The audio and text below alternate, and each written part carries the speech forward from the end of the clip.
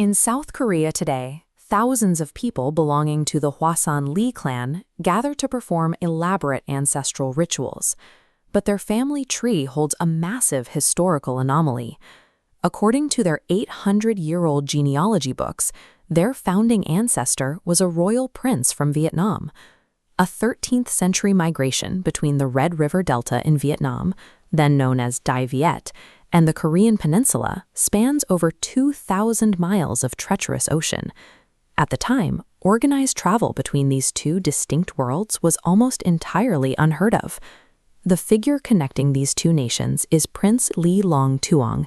He was the seventh son of a Vietnamese king and a high-ranking noble who held the rank of admiral, commanding the Dai Viet Navy.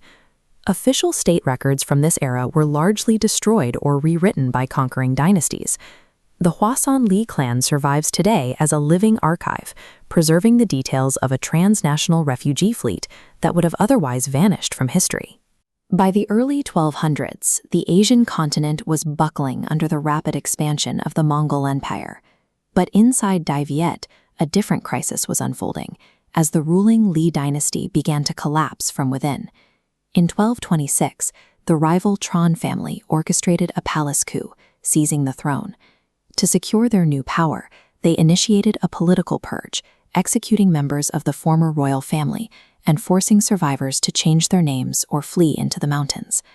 Prince Ly Long Tuong was marked for death, but his position as admiral gave him a unique asset: direct command of the naval forces stationed at Dosan port.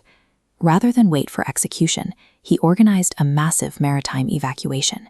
He gathered the royal ancestral tablets, mobilized 3 large fleets, and led 6,000 royal family members, soldiers, and loyalists out into the unpredictable waters of the South China Sea. The journey was brutal.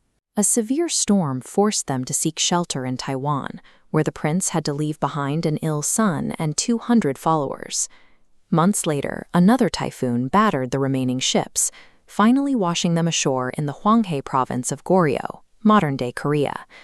They had successfully navigated a 2,000-mile escape from a domestic slaughter, but the beaches of Goryeo placed them directly in the path of the Mongol war machine they had originally hoped to avoid. The stateless refugees were reported to King Gojong of Goryeo.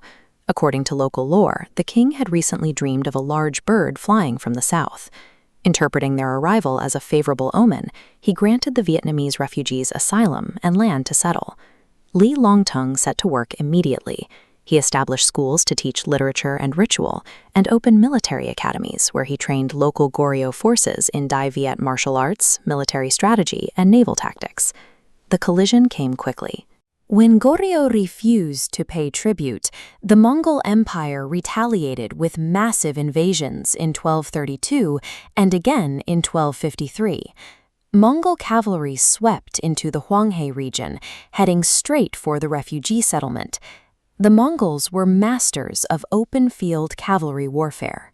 But Ly Long Tuong brought decades of Dai Viet naval expertise and a knowledge of static, heavily fortified defenses, the specific tactics needed to break a cavalry charge. The Mongol army struggled when forced off their horses to fight on the water or against thick fortress walls. The Vietnamese prince exploited this, pulling the local defenders behind heavily reinforced fortifications and forcing the invaders into prolonged siege warfare. The defenders deployed physical traps. When Mongol infiltrators attempted to breach the compound by hiding inside large wooden supply chests, the prince's forces sniffed out the ambush and poured boiling water directly through holes in the wood, neutralizing the threat. At the center of the defense was Ly Long Tuong himself.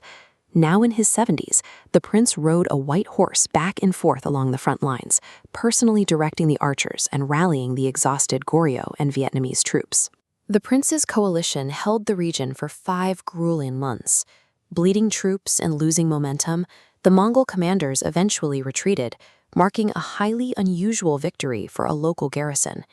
This victory earned the prince the title of Hwasan General, or the General of Mount Hua. King Gojong officially recognized the triumph by naming the surrender site Thu Hang Mon, a monument that still stands today. Despite his success, the general remained bound to his past. He built a traditional Vietnamese-style pavilion on Korean soil called the Trung Hio Dung, dedicated to worshipping the fallen ancestors of the Ly Dynasty. Every day in his final years, he would climb to a rocky peak overlooking the ocean, a spot the locals named Vong Quoc Dai. There he would sit, staring southward toward a country he would never see again.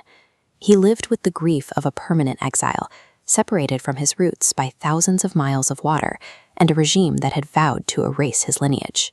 His defense against the Mongols was an extension of his loyalty to his own bloodline, securing the last remaining sanctuary for his people.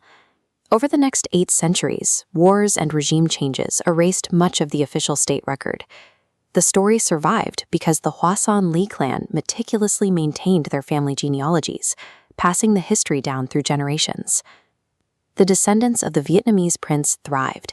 They produced numerous high-ranking officials and prominent figures in modern South Korea, including Syngman Rhee, the first president of South Korea, who acknowledged his Vietnamese ancestry during a state visit in 1958. This historical loop finally closed in the mid-1990s. Descendants of the Hwasan Lee clan traveled from Seoul to the Red River Delta, walking into the ancestral temples of the Ly Dynasty to burn incense for the first time since the fleet's escape. That pilgrimage completed an 800-year journey, turning a story of violent exile into one of peaceful return and reconnection. Prince Ly Long Tuong's legacy shows a nation's spirit is not confined to its geography. His journey from a fleeing refugee to a decorated general remains a bridge between two cultures, maintained for 8 centuries through family tradition.